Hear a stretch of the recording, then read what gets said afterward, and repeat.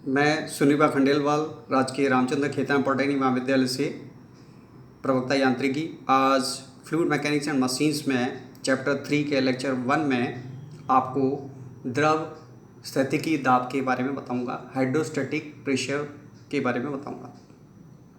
तो hydrostatic pressure force, अगर कोई द्रव स्थिर अवस्था में है और उसमें कोई प्लेन सरफेस डूबा हुआ है तो उस स्थिर द्रव द्वारा प्लेन सरफेस पर लगाया गया कुल दाब जो है वह हाइड्रोस्टैटिक प्रेशर फोर्स कहलाता है।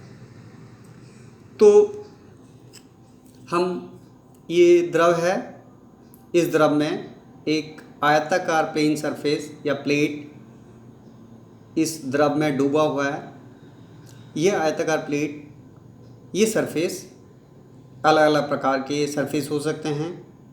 सर्कुलर प्लेट हो सकता है, ट्रायंगुलर प्लेट हो सकता है, त्रिभुजाकार प्लेट हो सकता है, वक्राकार प्लेट हो सकता है, आयताकार प्लेट हो सकता है, वर्गाकार प्लेट हो सकता है।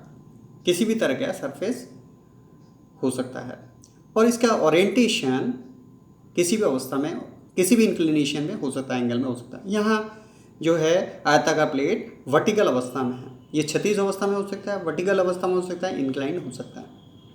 तो ये जब सतह प्लेन सरफेस जब द्रव में डूबा रहता है तो यहाँ अलग अलग बिंदुओं पर, सरफेस के अलग अलग बिंदुओं पर प्रेशर इंटेंसिटी अलग अलग होता है, क्योंकि हम जानते हैं द्रव में जैसे जैसे डेप्थ में अंदर की तरफ चलते हैं तो प्रेशर बढ़ता है। तो ये जो प्रेशर इंटेंसिटी का जो डिस्ट्रीब्यूशन है इस सरफेस के अलग अलग बिंदुओं पर, वो इस तरह का डायग्राम होता है। यहाँ प्रेशर इंटेंसिटी ऊपर थोड़ा कम होता है, धीरे धीरे नीचे की तरफ तक प्रेशर बढ़ता है। तो हम यहाँ पे दो चीज़ पढ़ेंगे, एक सेंटर ऑफ ग्रेविटी और एक centre of pressure. Centre of gravity वह बिंदु है सरफेस का, वह बिंदु है जहाँ पर उसका वेट केंद्रित है। यह चूंकि सरफेस सिमेट्रिकल सरफेस है इसलिए ये सेंटर पे होगा, सेंटर ऑफ ग्रेविटी। परंतु सेंटर ऑफ प्रेशर, चूंकि प्रेशर अलग अलग है तो इस ट्रायंगुलर प्लेट में जो सेंट्रॉयड होता है वो अपेक्षाकृत इसके सेंटर से थोड़ा नीचे होगा, सेंट्रॉयड। तो ये सेंट्रॉयड, ये जो सेंटर प्रेशर है, यह बिंदु फ्री सरफेस से कितनी दूरी पर है और ये सेंटर ऑफ ग्रेविटी इस फ्री सरफेस से कितनी दूरी पर है। हम सिंबल लेते हैं एच बार, यहाँ सेंटर ऑफ ग्रेविटी की फ्री सरफेस से दूरी है, एच स्टार सेंटर प्रेशर का फ्री सरफेस से दूरी है।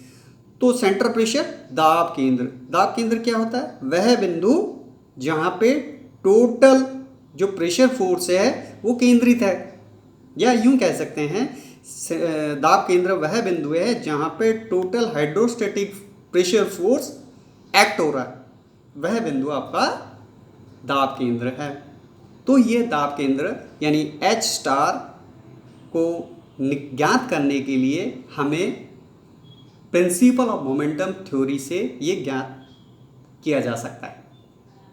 प्रिंसिपल मोमेंटम थ्योरी, इसके अनुसार किसी वस्तु पर अलग अलग बलों के आघूर्णों का योगफल उनके परिणामी बल के आघूर्ण के बराबर होता है। ये हम पहले पढ़ चुके हैं। उसी नियम के से हम यहाँ दाब केंद्र की भी ही, दाब केंद्र की स्थिति को ज्ञात कर सकते हैं। तो देखिए P जो है टोटल कुल दाब है, H सेंटर प्रेशर है, फ्री सरफेस से दूरी, H1 है अलग अलग इंटेंसिटी के प्रेशर की फ्री सरफेस से दूरियां हैं। टोटल प्रेशर जो होता है कुल दाब होगा अलग अलग प्रेशर इंटेंसिटी के बीच गणितीय योग के बराबर होगा, यानी P = P1 + P2 + P3 + P4 dash dash जितने भी प्रेशर इंटेंसिटी हैं। H जो स्टार है वो सेंटर प्रेशर की फ्री सरफेस से दूरी है। तो बल आघूर्ण के नियम से P × H star = P1 H1 + P2 H2 + P3 H3 plus जितने भी प्रेशर हैं उनके गुणनफल के बराबर होगा। तो देखें, गुरुत्व केंद्र, सेंटर ऑफ ग्रेविटी और सेंटर ऑफ प्रेशर के बारे में हमने इसमें पढ़ा। तो सेंटर ऑफ ग्रेविटी वह बिंदु है सरफेस के जहाँ पर उसका वेट केंद्रित है। सेंटर ऑफ प्रेशर क्या है? वह बिंदु है जहाँ पे टोटल प्रेशर फोर्स केंद्रित है। या हम ये कह सकते हैं कि उस बिंदु पर total hydrostatic pressure force act हो रहा है, वह बिंदु सेंटर प्रेशर कहलाता है। तो आज इस लेक्चर में हमने दाब केंद्र को ज्ञात करने की, दाब केंद्र क्या होता है और दाब केंद्र ज्ञात करने की कौन सी विधि है, कौन सा थ्योरम काम में लेते हैं, प्रिंसिपल ऑफ मोमेंटम थ्योरम के बारे में जानकारी प्राप्त की।